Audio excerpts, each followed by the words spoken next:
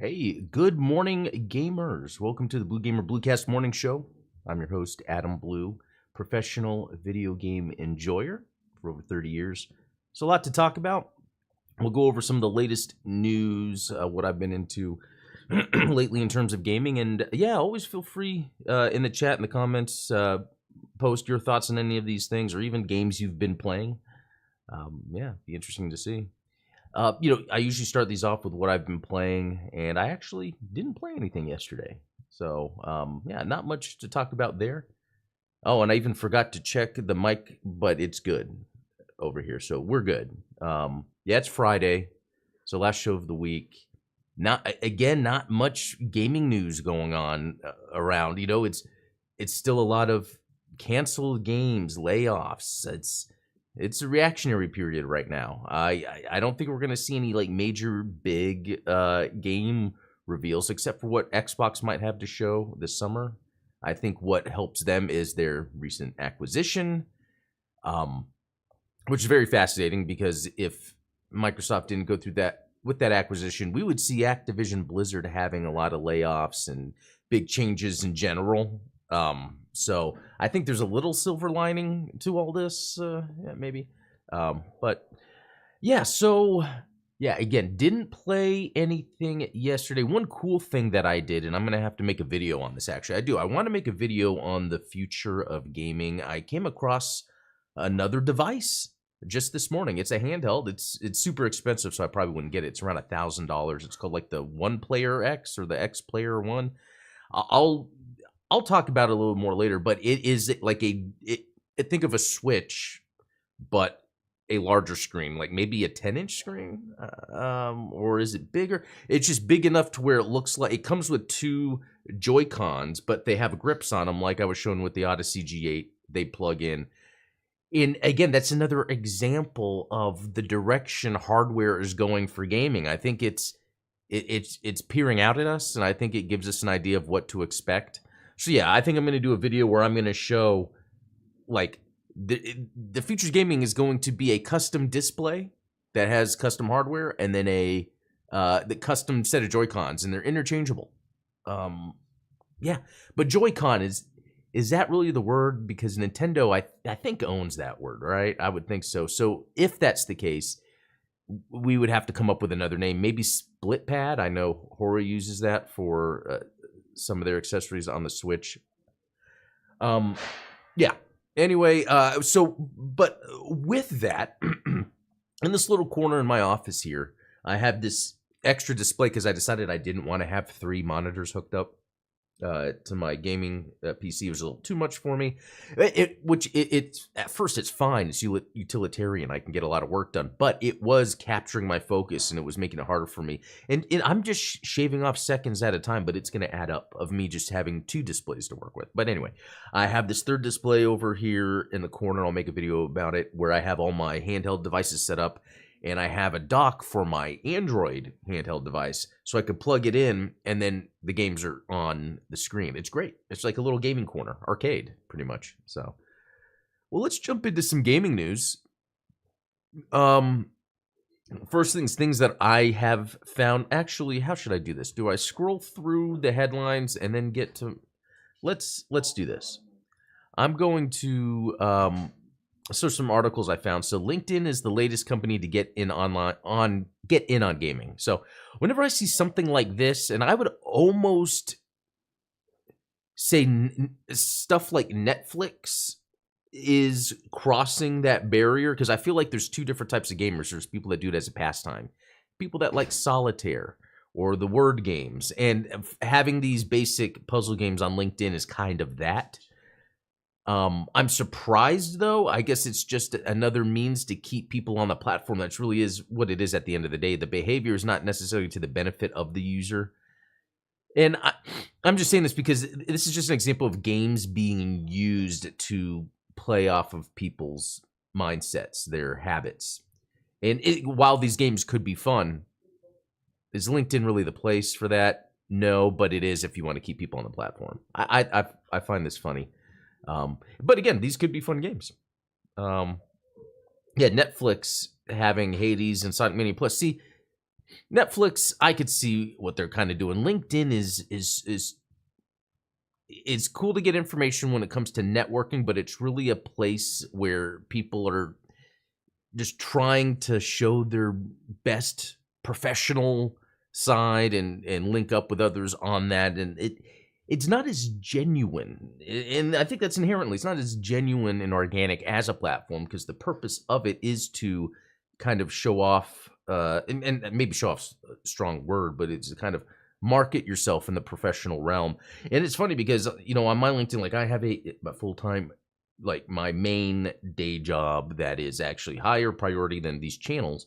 But on my LinkedIn, I'll sometimes post stuff that doesn't have to do with my full-time job. It's more other things. It's just that there are people on LinkedIn that could sometimes benefit from, me posting there makes sense for the few times that I do than like on Twitter or Facebook, which I don't post anymore.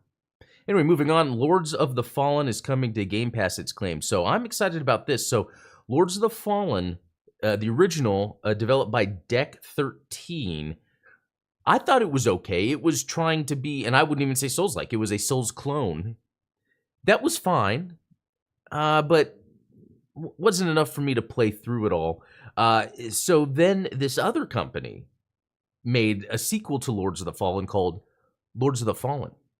Yeah, that's right, no number. But I didn't get to play it. The neat thing about it is it seemed to do what Neo 2 did, another Souls clone, where the there's like another world to go into. Wasn't A Link to the Past does that too? You know, where there's like this other realm. It's the same area, but other realm. A lot of games do that. Castlevanias do that. And I just haven't played it. I mean, it got okay reviews. I would love to play it. Knowing it's come on Game Pass is excellent, because I am having a hard time sometimes when it's what I'm going to drop like money on. Stellar Blade, for instance. I want to play it, but I don't really want to drop 70, especially with some people that I trust their opinions on said, it's a fun game, but did I really need to spend my time with it? And that's where I am in my life with gaming too, is a lot of times I'll play a game or watch something and be like, okay, do I really need to spend my time or watch this? It's cool. Not saying that it's not, but I have experienced these feelings that I'm getting from this thing, and I'd rather have different experiences. It's a weird thing that comes about as you age. So that was the same thing with this. I knew it was another Souls game from a different developer from the other one, though. And I feel like this is something I would like. But am I going to pay full price? No. Game Pass luckily helps with that. And I think that's where subscription models are going to succeed. And I think it's going to be a mix of people using subscription models and buying games. Because there are just some games out there that, and I think this is what helps that market, right? There's games people are going to buy no matter what. And then there's games that people just would never buy, but they will play on Game Pass. Yeah, so very, very interesting. Excited. Did they say when it's going to come out? I'm really bad at reading. Last week in May. Okay. All right. Excited about that. Was there something else? This might be maybe a separate video, or I might send this to my podcast pal, Steven at Midnight Hatter. This sounds like something we'd probably talk about over on his channel. Kind of in-depth, but satisfying frustration. How to make compelling games that encourage moral reflection. No.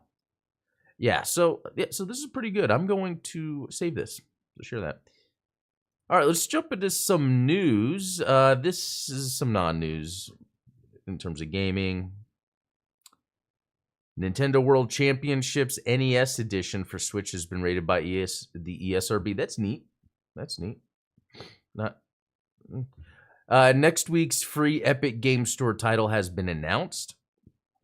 Okay. Circus Electrique will replace Cat Quest 2 and Orcs Must Die 3. So, I don't know about you guys, but I log on to Epic every week or so. I just add the free games to my library. A lot of times it is stuff that I don't even think would be on Xbox Game Pass or PlayStation Plus, but that's not completely true. But I think it's worth just grabbing. You never know in the future if something in my library is something that then, got a cult following, or people were like, no, this is a good game to go back to and play. So, yeah, I would do that. Helldivers 2 will soon require all Steam players to sign in with a PlayStation Network account. Yeah, that's fine. I think the requirement was removed at launch following technical issues, but is coming back. Okay, that makes sense of why it wasn't there in the first place, or I guess why it was removed. I don't see a problem with this. Like, when we're seeing these games become multi-platform, if it does mean that the original, the publisher of the game would like you to sign into their service. It's kind of par for the course when it comes to any service nowadays or anything. And, it's not too big of a deal. The only thing I would say is, PlayStation has been known to have more that we know of, hacks, leaks than, Xbox, but in Steam. But then again, that's not necessarily too true with the way data works, because it's one of those things where, sure, maybe you have your PSN info, in PSN, but if you're banking anywhere, you have a cell phone provider, you already have had your data leaked on the dark web. It's a fact. Your information's out there now. It's just about being safe. So, is that the issue? Could the issue be players just don't like to have to jump through another hoop? I know it is kind of annoying, but it is what it is. If this helps these publishers publish more games across other platforms, then I'm all for it. Resident Evil 9 could be released in January, it's claimed. That checks out. Isn't it normally where either the Resident Evils get released early in the year and usually around January? Because didn't they for 8 wasn't or 7 was it 8? It's something to do with some dogs that got leaked early and I think that makes sense. I'm actually curious to see what Resident Evil 9 is going to be like. Because with 7 and 8, they went first person, but then 8 had that update where you could go to third person. And Resident Evil remakes, especially 4, has been super successful, kind of nailing down that third person over the shoulder camera, making their survival horror genre seem more like a prestige third person narrative driven game. I'm curious what direction they're going to go, if they're going to change things up. I find Capcom has always been smart with the Resident Evil franchise, changing things up as they go. Even like 3, that one I haven't really played much of. Maybe I should give it more of a chance because you're being chased by something the whole time. And then, they had their side games. I played Code Veronica on Dreamcast. Then there was 0, I forget, on GameCube. And then 4, kind of 4 changed things up again. And then we had 5 and 6, which I had no problem with 6. And a lot of people talk bad about it. Again, to me, it was different than the other ones, and that's pretty neat. 7 changed things up again. 8 didn't too much, maybe more in structure. So, curious what 9 is going to do, because I feel like 9 would be when they would change things. If they do change things up, I think the obvious thing would be making it play just more like 4. We'll see. Limited Run apologizes for selling CDRs as authentic 3DO games. So, I gotta say, it's been very interesting, the Limited Run. So what they are, it's really neat where they create physical versions or releases of games that either haven't had them or haven't for a while, and then they do special editions. They do a lot of vinyl records, so I have a bunch of those.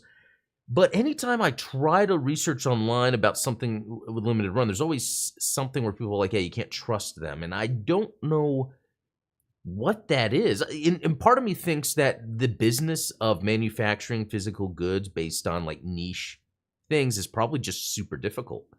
But this is goofy because they were selling a 3DO game that would run on 3DO, but it was just burned on a CDR, not actually a pressed disc that is compatible with the 3DO. So how do you look over that? That's crazy. But hey, they are apologizing and they are either refunding or they're replacing.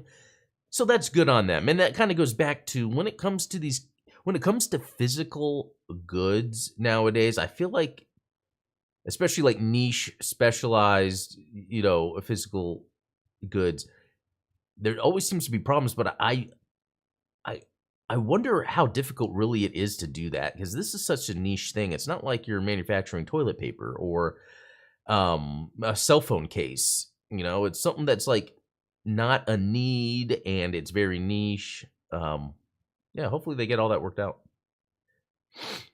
Nintendo issues DMC takedown notice against over 8,500 Yuzu emulator repositories. That's interesting, and I think this is just Nintendo sticking to that specific point of it came from Yuzu of the making money off of a Zelda game that wasn't even out yet. I could see why they are then keeping this up. If they are not, people could think, oh, we can get around it. Because then we have these other Switch emulators that are completely fine. So Nintendo is their lawyers are being, I'd say, being cool about it. I mean, really, they're not going after, just thinking about how I'm so into Castlevania and I've been playing the GB, even though I bought the originals. I bought the anniversary collections or whatever, the advanced collection. I still play the ROMs on my emulation devices to get all the extra little benefits of that. And I can do that fine. So it's not like Nintendo is like a super bad guy, like stopping anyone from having fun,